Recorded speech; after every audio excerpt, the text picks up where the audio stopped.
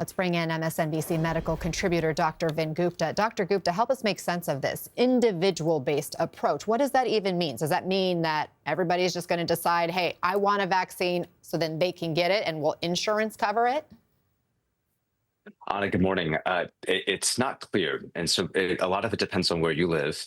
Number one, do you or do you not need a prescription, or have to have this conversation first with your medical provider to then get access to a vaccine? It's a barrier, and you talk to any pediatrician or primary care physician across the country. They have a lot already on their plate to talk to their patient about in a 15, 20-minute visit. So this is yet another barrier, and they know what they're doing. And the role, the CDC, the Advisory Committee on Immunization Practices, should be to provide clear guidance, as they've done all these many decades previously, so that this is one thing less off the plate of providers and patients have to think about. But this is no doubt a barrier. It's going to create a lot of confusion for the country.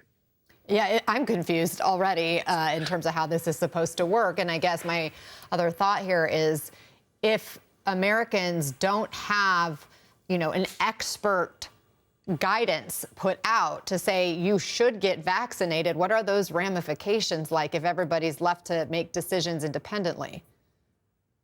Well, Anna, we're already seeing it in emergency rooms across the country. We're already seeing an increase, a pretty significant increase in flu cases pretty early on. Now, COVID-19 cases. I worry, again, as a pulmonologist, going to be back in the ICU later this week, what that means for our hospitals.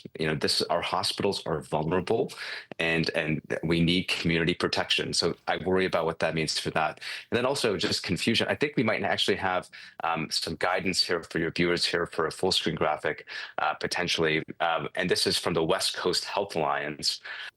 What's happening here, Anna, is that states and alliances of states are now saying, you know what, we're going to fill the void and try to provide rational, common sense guidance for people. And so there's a lot of voices out there. I'm glad that the West Coast Health Alliance is putting information out there. There's an East Coast version of this, but it's causing confusion, no doubt, for somebody just watching and getting sort of their head shaken both directions. There's a lot here that's confusing.